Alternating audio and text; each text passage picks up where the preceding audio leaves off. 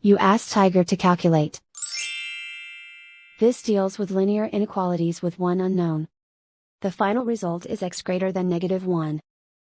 Let's solve it step by step. Group all constants on the right side of the inequality. Subtract 3 from both sides.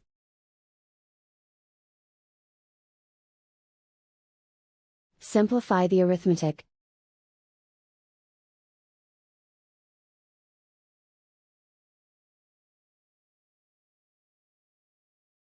Isolate the x. Divide both sides by 3.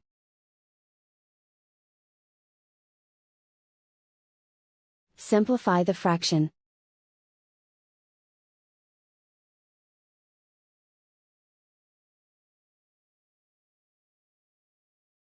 Plot the solution on a coordinate grid.